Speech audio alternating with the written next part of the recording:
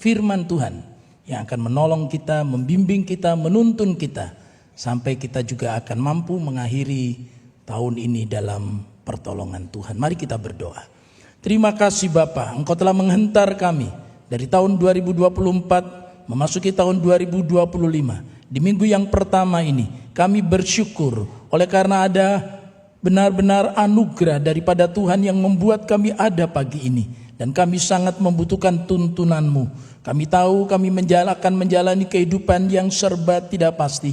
Tetapi satu hal yang kami tahu, firman Allah itu kekal. Langit dan bumi akan lenyap, tapi firman Tuhan itu tetap tinggal kekal. Kau menolong hamba-Mu menjadi saluran berkat. Dalam nama Tuhan Yesus Kristus kami berdoa. Kita semua yang percaya berkata, amin. Puji Tuhan, selamat pagi, shalom Bapak Ibu Saudara-saudara sekalian. Renungan firman Tuhan dalam ibadah yang kedua pada pagi ini adalah Mega Trust dan Mega Trust. Hanya selisih satu huruf, yaitu huruf H. Mega Trust dan Mega Trust. Mari kita akan mendasari renungan pada pagi hari ini dari kitab Nabi Yesaya, pasal yang ke-54 ayat yang ke-10. Kitab Nabi Yesaya pasal 54 ayat yang ke-10 berkata demikian, sebab biarpun gunung-gunung beranjak dan bukit-bukit bergoyang, tetapi kasih setiaku tidak akan beranjak daripadamu, dan perjanjian damaiku tidak akan bergoyang. Firman Tuhan yang mengasihani engkau. Nah Bapak Ibu Saudara-saudara sekalian, kita hidup di masa yang pasti telah lebih dekat dibandingkan waktu-waktu sebelumnya dengan kedatangan Yesus Kristus yang kedua kali. Dan dalam pengajarannya dalam Matius 24, Yesus mengungkapkan tentang tanda-tanda menjelang kedatangannya kembali. Ada begitu banyak tanda, ada 7 atau 8 tanda. Dan salah satunya berkaitan dengan apa yang akan terjadi dengan alam semesta ini. Akan ada goncangan-goncangan di alam semesta ini. Dan sekarang istilah yang digunakan yang sudah begitu viral hari-hari ini adalah kemungkinan akan terjadinya mega trust. Khususnya di Indonesia ada beberapa lempeng-lempeng di bawah tanah di mana kita ada ini, tidak nampak oleh mata, tetapi berdasarkan perakiraan daripada BMKG bahwa lempeng-lempeng itu bergerak, dan satu kali gerakan-gerakan ini akan menimbulkan benturan.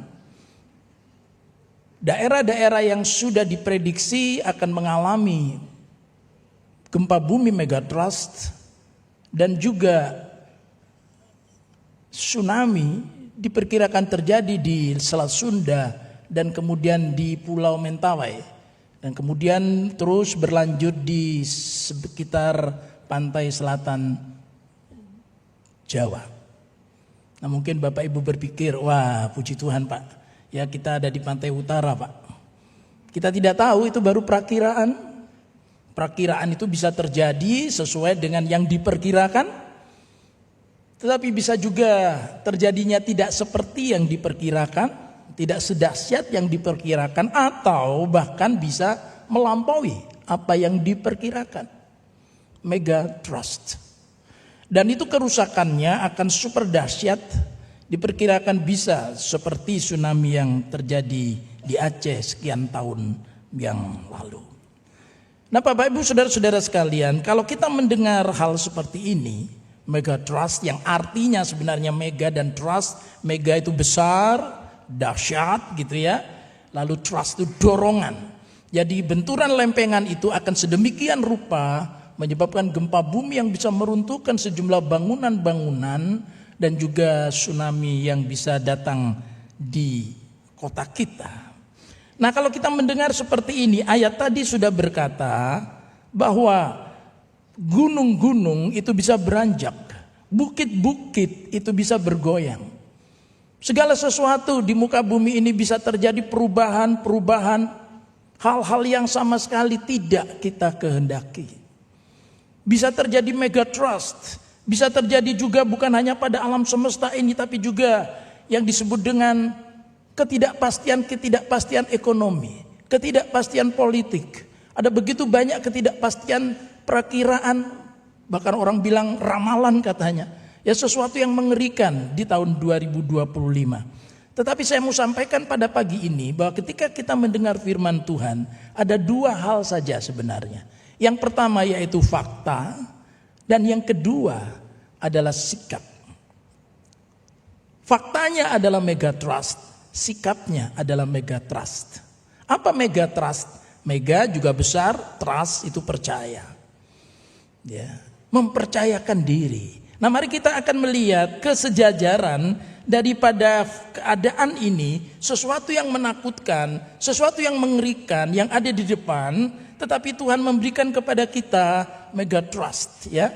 Nah, mari kita akan memperinci mengenai dua hal ini.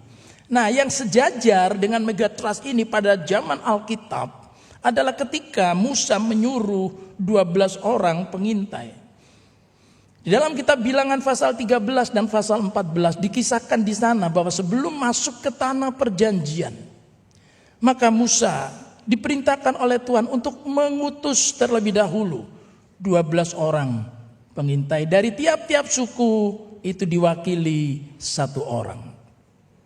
Nah, masa sekarang pengintaian semacam ini itu bisa berbentuk analisa-analisa yang orang Inggris bilang analisa SWOT katanya, ya. Jadi strength-nya itu di mana, kekuatannya itu, ya. Lalu weakness-nya di mana, kelemahannya itu. Kemudian opportunity, peluangnya itu di mana, dan threat-nya, tantangannya itu apa. Diadakan penelitian. Diutuslah pengintai untuk melihat fakta yang akan kita alami nanti itu bagaimana mengenai tanah perjanjian. Dan faktanya disampaikan. Ke-12 pengintai itu kembali memberikan laporan. Setelah dianalisa, setelah diintai dari daerah-daerah baik itu pegunungan maupun lembah, dari satu tempat ke tempat yang lain, disampaikanlah dua fakta besar. Fakta apa? Yang pertama, ada berkat yang besar yang disediakan oleh Allah di tanah perjanjian yang diistilahkan dengan limpah air susu dan madu. Limpah dengan air susu dan madu. Ini fakta pertama. Dan fakta ini disampaikan oleh karena saudara-saudara, sesuatu bisa memberikan dorongan untuk orang melakukan sesuatu jika dimotivasi dengan sesuatu yang akan bisa menjadi berkat buat dia. Istilahnya ambak. Apa manfaatnya bagiku? Kalau aku sampai dikeluarkan oleh Tuhan dari Mesir, melalui perjalanan ini masuk ke tanah perjanjian, apakah keadaan di sana akan menjadi lebih baik? Apakah tahun 2025 ini akan menjadi lebih baik dibandingkan tahun sebelumnya? Nah, itu akan bisa mendorong seseorang untuk antusias, untuk masuk. Dan disampaikan oleh ke-12 pengintai itu di sana limpah dengan air susu dan madu. Buktinya apa? Mereka bukan hanya dengan kata-kata, mereka membawa tandan-tandan anggur yang besar-besar. Ada anggur, mereka juga bawa hasil delima, mereka juga bawa hasil ara. Kita bicara tentang tiga hal ini, anggur, delima, dan ara, itu sebenarnya juga merupakan simbol-simbol dalam Alkitab. Anggur sukacita daripada Tuhan. Delima itu kesatuan, ya. Kalau Bapak Ibu buka buah delima itu kan raket itu di situ, ya. Itu bicara tentang kesatuan. Dan ara itu bicara tentang kebenaran. Dengan kata lain, di tanah perjanjian itu ada fakta bahwa Tuhan menyediakan berkat besar. Tahun 2025 Tuhan juga sediakan berkat besar. Amin. Ini fakta. Loh Pak, belum tahu Pak, ya, belum tahu. Tapi mari kita lihat fakta yang kedua. Fakta yang kedua disampaikan oleh 12 orang ini bahwa di situ negeri yang penuh dengan air susu dan madu itu dihuni oleh orang-orang yang tinggi besar. Disebut berukuran raksasa. Itu juga fakta. Tidak bisa dipungkiri, ada raksasa, ada. Ada banyak suku-suku bangsa di situ, ada Yebus, ya. Ada orang-orang Amori, ya. Ada orang-orang Enak, ya. Wah, itu raksasa-raksasa dan mereka adalah warrior yang sudah biasa berperang. Tantangannya itu seperti itu. Berkatnya besar, tapi tantangannya juga besar. Ini fakta. Nah sekarang mari kita lihat, setelah orang melihat fakta, lalu orang memberikan tafsiran terhadap fakta. Fakta yang dilihat sama oleh 12 orang ini. Tapi 12 orang ini terbagi menjadi 2 kelompok yang penafsirannya terhadap fakta itu berbeda. 10 orang dengan 2 orang melihat fakta yang sama, memberikan penafsiran yang berbeda. Dan ini umum, di mana-mana itu begitu. Lihat sesuatu yang sama tapi bisa punya persepsi yang berbeda. Nah, apa yang berbeda? Ke-10 orang mengatakan memang betul di sana ada kelimpahan air susu dan madu. Hasil buminya yang luar biasa tadi ditunjukkan dengan tandan-tandan pohon anggur, ara, delima yang luar biasa. Tetapi ada raksasa-raksasa di sana. Nah kemudian saudara-saudara, dengan mengatakan ada raksasa, maka kami tidak akan mampu masuk ke sana. Kami seperti belalang di hadapan mereka. Ini penafsiran. Mereka malah lebay. Biasanya penafsiran itu lebay, ditambah-tambahi. Dan mereka juga nganggap kami belalang gitu. Kami merasa diri kami belalang, demikian juga mereka terhadap kami. Artinya mereka sudah menduga bahwa raksasa itu ketika nanti melihat ada orang-orang umat pilihan Tuhan masuk ke sana akan dianggap belalang. Nah ini sudah mulai, saudara-saudara, tafsirannya ini kepada apa yang disebut secara psikologis itu paranoid. Saya teringat, ya ini ilustrasi saja ya, ilustrasi seorang saudara-saudara yang stres. Lalu dia datang kepada seorang yang dipandang bisa menolong dia dari stresnya itu. Dia datang ke seorang konselor. Mengapa dia stres? Dia merasa dirinya itu adalah jagung. Jadi dia takut kalau ketemu ayam. Gitu. Ya. Pak gimana ya Pak ya? Setiap kali saya mau ketemu ayam tuh saya takut Pak. Takut karena saya rasa diri saya itu jagung. Lalu dikasih tahu sama konselornya, yang bilang kamu jagung tuh siapa? Ya Pak, saya merasa diri saya jagung, nanti dicucuk sama ayam. Enggak, kamu itu manusia. Manusia ciptaan Tuhan, berharga di hadapan Tuhan. Diulang-ulangi. Katakan kamu pulang nanti, saya manusia, saya lebih besar daripada ayam. Saya manusia ciptaan Tuhan, saya lebih hebat daripada ayam. Saya bukan jagung, saya bukan jagung. Gitu ya Pak? Ya. Wah dilaksanakan. Saya ngomong sudah tiap hari ngomong. Saya bukan jagung, saya manusia. Ciptaan Tuhan, lebih hebat dari ayam. Tapi lama-lama saudara dia mulai ragu lagi. Saya manusia, saya. Waduh, wah ini ada yang tidak beres. Dia datang lagi. Konselornya nanya, sudah, kok kamu datang lagi ada apa? Sudah Pak, saya sudah omongkan, tapi tambah hari kira-kira seminggu ini. Saya jadi ragu Pak. Loh ragu apa lagi? Kamu itu manusia. Iya Pak, saya tahu saya manusia bukan jagung. Kenapa? Bapak sudah ngasih tahu ayamnya enggak kalau saya ini manusia? Loh Bapak kan baru ngasih tahu saya. Bapak belum ngasih tahu ayamnya. Jangan-jangan ayamnya enggak tahu. Dan masih menganggap saya jagung. Saya jagung Pak, saya jagung. Nah Bapak Ibu saudara-saudara sekalian, ada ketakutan-ketakutan yang biasanya berasal Bapak Ibu saudara sekalian dari pengalaman-pengalaman selama ini. Mereka raksasa, kami ini belalang. Dan mereka juga pandangan mereka terhadap kami kayaknya begitu. Lalu saudara-saudara 2 orang yaitu Yosua dan Kaleb berkata, loh mereka memang raksasa. Tapi yang menyertai kita lebih besar daripada mereka. Mereka raksasa tapi Tuhan yang nyiptain raksasa itu. Wah sudah ungkapan daripada Yosua dan Kaleb itu mendatangkan apa sudah?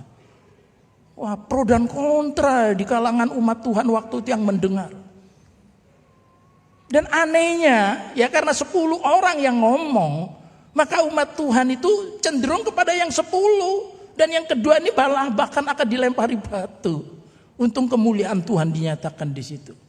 Dan kalimatnya, nah ini hati-hati dengan kalimat ini. Hati-hati. Perkataan mereka bilang apa? Kami lebih baik mati di padang gurun daripada kami mati nanti diterkam oleh raksasa-raksasa itu. Kami lebih baik mati di padang gurun. Dan Tuhan mendengar ucapan itu. Dan Tuhan katakan, oke, kamu minta kan supaya kamu mati di padang gurun? Kuturuti. Kamu akan berputar di padang gurun 40 tahun. Sampai kamu mati semua di padang gurun. Tapi Yosua dan Kaleb dia akan masuk. Bapak Ibu saudara-saudara sekalian, ada fakta. Tapi hati-hati dengan tafsiran terhadap fakta. Kalau tadi saya katakan mega trust, bukan saya menakut-nakuti, tapi mengajak kita berjaga-jaga. Nah, ini ada orang sudah dewasa ya, sudah ngerti mestinya. Kamu itu kok enggak ke dokter, mbok kontrol, kamu itu sepertinya kok terengah-engah gitu, itu kenapa? Wes enggak lah Pak, kontrol malah nanti ngerti ini, ngerti itu, ngerti ini, ngerti itu. Loh iyalah, tapi itu kan baik untuk berjaga-jaga, bukan untuk membuat kita takut. Gimana nih? Fakta yang ada mau dari BMKG, mau dari analisa politik, analisa ekonomi, kita berterima kasih untuk fakta yang disampaikan. Mereka bukan orang-orang bodoh, mereka adalah orang-orang terpelajar, memberikan data kepada kita, fakta-fakta kepada kita. Terima kasih. Nah, masalahnya sekarang adalah bagaimana kita menafsirkan fakta itu. Apakah seperti 10 orang itu yang langsung belum apa-apa sudah mundur, atau mau seperti Kaleb dan Yosua yang tahu tentang fakta, bukan mengingkari fakta, mengiyakan fakta. Ya memang begitu, saya juga lihat memang ada raksasa. Tetapi ada 3 hal yang menjadi dasar keyakinan daripada Kaleb dan Yosua. Nah, mari kita akan lihat 3 hal ini. Yang pertama Bapak Ibu adalah janji Tuhan. Kedua orang ini yakin betul janji Tuhan. Aku akan membawa kamu dari negeri perbudakan ke tanah perjanjian. Tanahnya saja disebut the promised land. Tanah yang dijanjikan oleh Tuhan. Bukan tanah yang tidak mesti. Bukan tanah yang tak pasti. Bukan kehidupan yang masih tanda tanya. Bukan. Itu tanah perjanjian. Dijanjikan oleh Allah sendiri. Perhatikan kembali ayat di Yesaya tadi itu. Biarpun gunung-gunung itu beranjak, bukit itu bergoyang, megatrust itu bisa terjadi, tapi kasih setiaku tidak akan beranjak daripadamu. Perjanjian damaiku tidak akan bergoyang. Ini janji Tuhan. Makanya saya senang nama saya PFS itu, pegang firman selalu. Ya, itu. Pegang firman selalu. Oh ini janji, dan kalau Tuhan berjanji dia setia kepada janjinya. Lain dengan janji manusia ya. Lain, manusia bisa berjanji tapi kemudian nanti karena satu dan lain hal, walaupun sudah ada MOU bisa saja kemudian berkilat dan janji itu tidak terlaksana. Ini yang pertama, Yosua dan Kaleb memegang janji Tuhan. Itu berarti tantangan seberat apapun, kesulitan sebesar apapun, ya pasti akan bisa dilewati. Mau raksasa sebesar apapun pasti bisa dilewati karena janji Tuhan. Artinya supaya Tuhan menggenapi, merealisasikan janjinya ini, maka Tuhan tidak akan lepas tangan. Dia tidak akan melepas kita. Dah sekarang aku sudah kasihkan tanah perjanjian, sekarang kamu terserah kamu deh. Enggak. Makanya ada lagu penyertaanmu Tuhan. Ya, Tuhan menyertai, itu khotbah tadi pagi dari Pendeta Anon. Disertai oleh Tuhan. Disertai mengapa? Karena Tuhan bertanggung jawab terhadap janjinya. Tuhan bertanggung jawab penuh atas janji yang sudah diucapkannya. Itu berarti dengan segala kemahakuasaannya, dengan segala kehebatannya, dengan segala keperkasaannya, kita anak-anaknya, kita umat pilihannya, kita pasti akan dimampukan untuk mengatasi semua tantangan kesulitan itu. Itu yang pertama. Yang kedua yang dijadikan pegangan oleh Yosua dan Kaleb itu adalah sebuah prinsip. Prinsip apa? Ada di dalam Yesaya 45. 45 Yesaya ayat 2 dan 3. Aku sendiri hendak berjalan di depanmu dan hendak meratakan gunung-gunung, hendak memecahkan pintu-pintu tembaga dan hendak mematahkan palang-palang besi. Aku akan memberikan kepadamu harta benda yang terpendam dan harta kekayaan yang tersembunyi, supaya engkau tahu bahwa akulah Tuhan Allah Israel yang memanggil engkau dengan namamu. Ada harta terpendam, ada harta kekayaan yang tersembunyi. Itu ayat 3. Aku akan memberikan kepadamu harta benda yang terpendam, harta kekayaan yang tersembunyi. Siapa yang mau menerima dari Tuhan harta benda terpendam? Enggak ada. Enggak ada. Yang di balkon enggak ada. Siapa yang mau menerima berkat Tuhan tahun 2025? Angkat tangan. Oh, puji Tuhan. Ada harta benda yang terpendam, ada harta kekayaan yang tersembunyi yang Allah sediakan bagi kita. But, nah ini ada batnya. Tetapi dikatakan di ayat 2 ada gunung-gunung di situ, ada pintu-pintu tembaga di situ, ada palang-palang besi di situ. Jadi ini ada berkat, tapi sebelum mencapai berkat itu ada besinya, ada pintu tembaganya, ada gunungnya. Ada tantangannya, ada kesulitannya, ada hambatannya. Harus melewati dulu hambatan itu baru dapat berkatnya. Loh Pak, Tuhan berarti tidak bagus toh Pak, tidak baik. Kareknya kayak berkat aja kok ada ditambahi dengan penghalang, itu ada apa? Kalau dia Bapak yang baik, yang sudah toh berkat saja toh. Tidak usah dikasih penghalang. Oh nggak bisa, nggak bisa. Itu bukan prinsip Allah kita. Dan itu juga bukan prinsip yang wajar. Untuk bisa mendapatkan piala, orang harus berjuang keras. Setuju? Amin. No pain, no gain. No cross, no crown. Berakit-rakit ke hulu, berenang-renang ke tepian, bersakit-sakit dahulu. Halo generasi Z, bersakit-sakit dahulu. Loh, kalau generasi Z jawabnya enggak gitu. Kalau kita generasi baby boomers kayak saya, bersakit-sakit dahulu, senang kemudian, betul enggak? Tapi generasi Z Pak, kalau bersakit-sakit dahulu, mati kemudian Pak. Enggak cocok Pak, peribahasa itu enggak cocok. Kalau saya sekarang bersakit-sakit dahulu, mati kemudian Pak. Gak itu apa-apa malah. Makanya sekarang saya generasi Z, into aken tekno ake, into aken tekno ake. Coba, sudah beda, generasi kita beda. Nah tetapi kita kembali kepada Alkitab. Ini bukan prinsip saya, bukan prinsip orang-orang tertentu. Ini prinsip Alkitab, the eternal principle. Prinsip yang kekal. Tidak akan ada harta benda yang bisa dinikmati berkat-berkat Tuhan tanpa melalui gunung yang tinggi, pintu tembaga, dan palang besi yang begitu kokoh. Ada berkat di tahun 2025 ya, tapi tetap akan ada tantangan, kesulitan. Saya tidak mau Pak, tantangannya, kesulitannya, saya cuma mau berkatnya, tidak bisa. Saya mau pelanginya Pak, tapi saya tidak mau mendungnya, tidak bisa.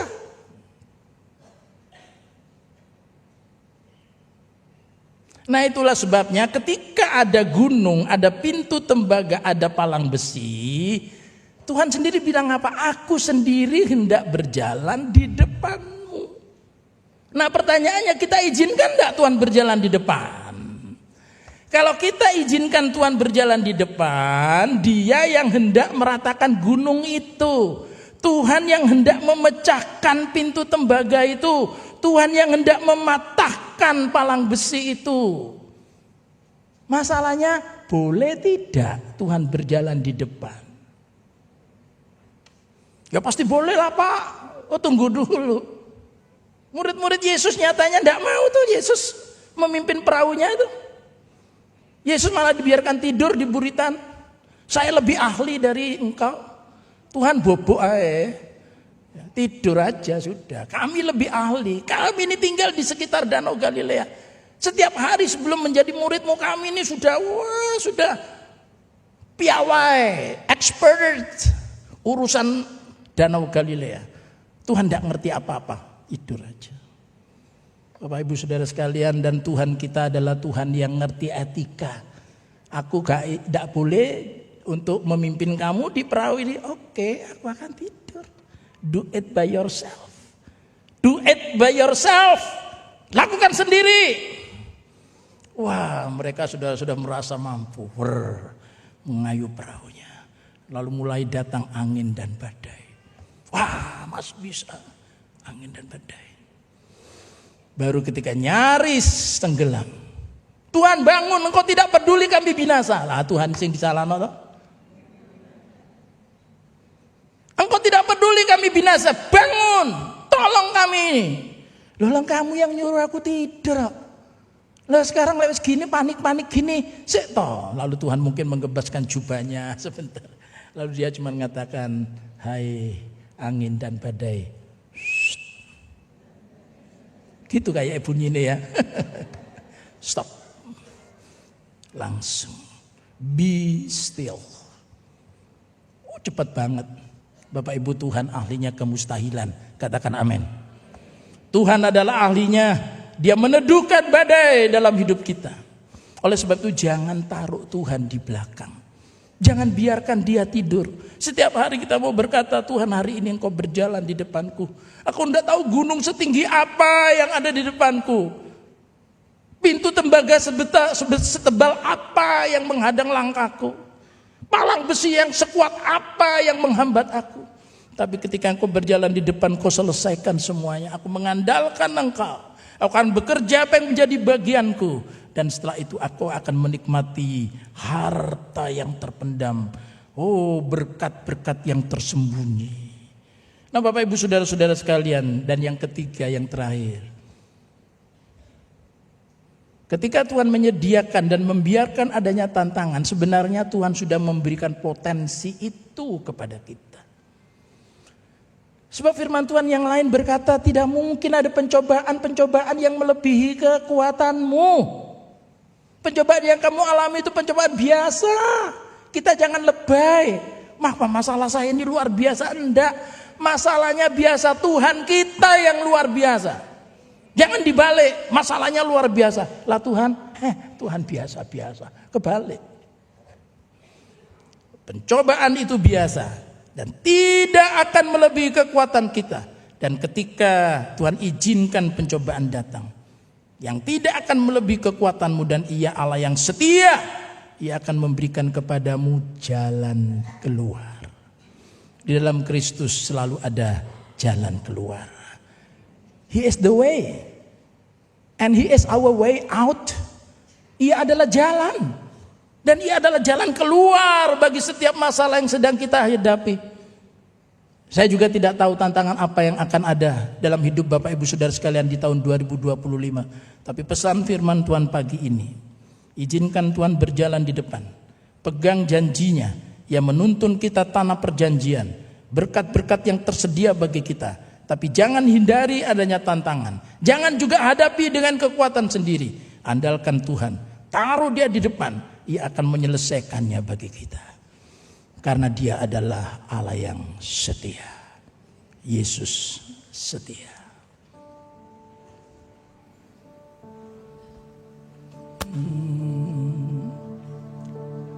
Meskipun Tuhan tak menolongku. Meskipun duri dalam dagingku, tetap memilih dan percaya dan mengucap syukur.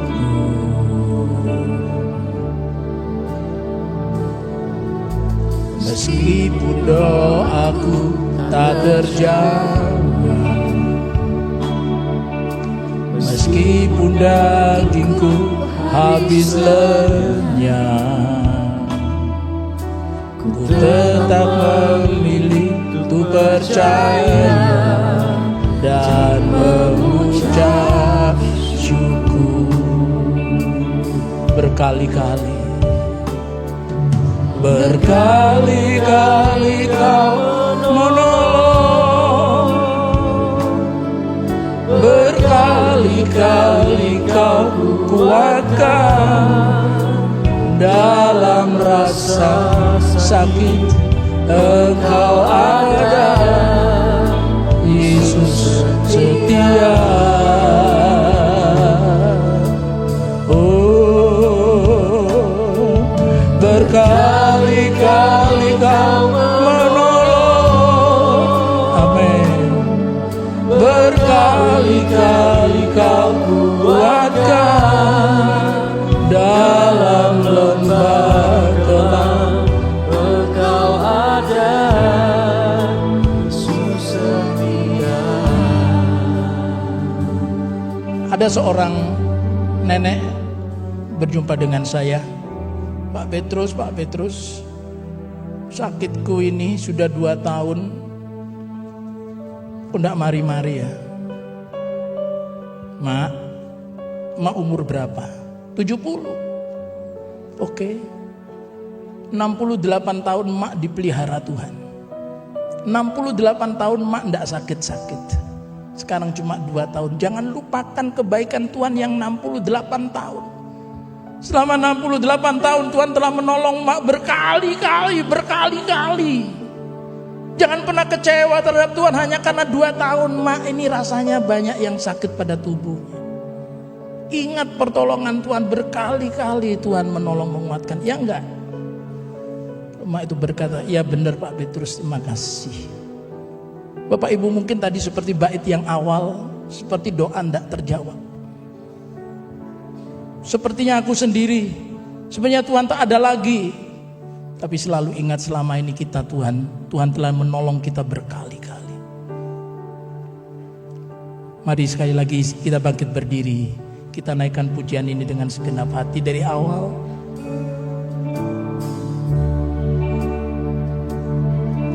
Meskipun Tuhan tak menolong, haleluya. Meskipun duri dalam dagingku, ku tetap memilih untuk percaya dan mengucap syukur.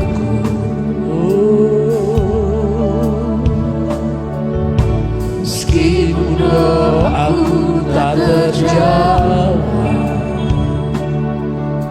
meskipun dagingku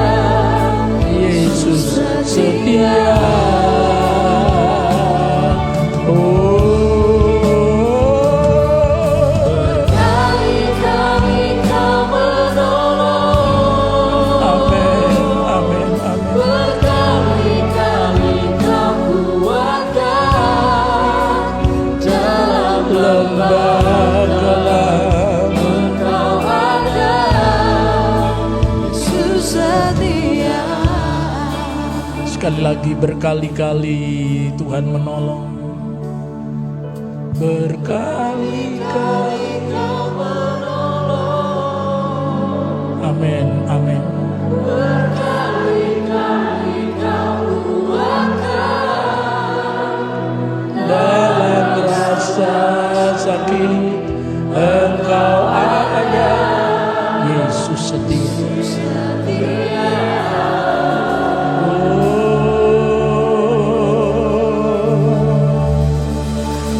Berkali-kali Kau menolong, berkali-kali Kau kuatkan. Dalam lembah gelap Engkau ada. Yesus setia. Haleluya, haleluya. Haleluya, Engkau setia. Kau Allah yang berjanji, Kau yang pasti menepati janjimu. Oh, Kau sediakan berkat besar di balik tantangan. Kami tak pernah sendiri. Kau sertai umat-Mu Tuhan.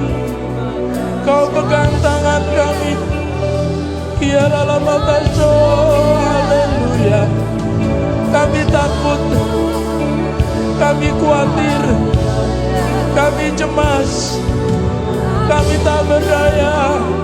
Hanya Engkau Tuhan, berjalanlah di depan kami. Oh, Kau yang memimpin hidup kami, mematahkan setiap gunung, mematahkan setiap Tuhan. Oh, pintu tembaga. Haleluya, haleluya. Kau yang kami andalkan, satu-satunya. Terima kasih. Haleluya. Berkali-kali Kau menolong, berkali-kali Kau menguatkan kami. Terus lakukan itu ya Tuhan. Tolong kami, kuatkan hati kami sampai masuk ke tanah perjanjian. Oh, ada berkat-berkat Tuhan yang Kau sediakan. Terima kasih, haleluya.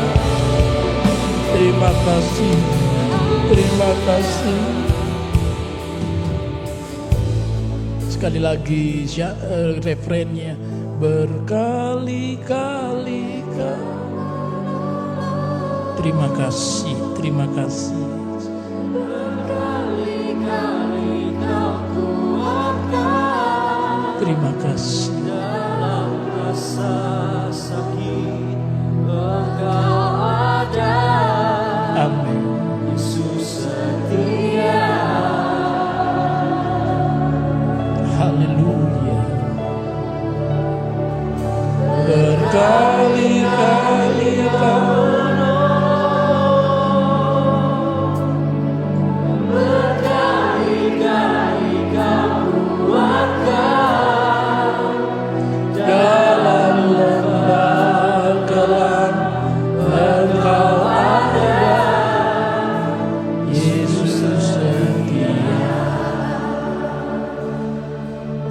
Terima kasih Kau telah taruh firman-Mu di hati hamba-Mu untuk hamba telah sampaikan. Dan kami percaya menjalani tahun 2025 bersama dengan Tuhan kami bisa. Bersama dengan Tuhan kami menang. Bersama dengan Tuhan Kau memimpin kami dari kemuliaan kepada kemuliaan. Berbagai tantangan kesulitan yang ada, bersama dengan Tuhan akan dapat kami lampaui. Dan kami mengembalikan segala pujian, hormat, kemuliaan bagi Allah Bapa di dalam nama Tuhan Yesus Kristus. Terima kasih saudara-saudara. Setelah kita bersama-sama beribadah, mari kita mengangkat kedua tangan kita untuk menerima berkat Tuhan. Saudara-saudara yang kekasih, sekarang terimalah berkat yang melimpah ruah yang turun dari tata kasih Allah Bapa di dalam kuasa kemenangan dan kebenaran dari Yesus Kristus Tuhan kita, dan oleh persekutuan Roh Kudus menyertai saudara-saudara sekalian mulai saat ini sampai Maranatha. Tuhan Yesus Kristus datang kembali dalam kemuliaannya. Haleluya. Amin.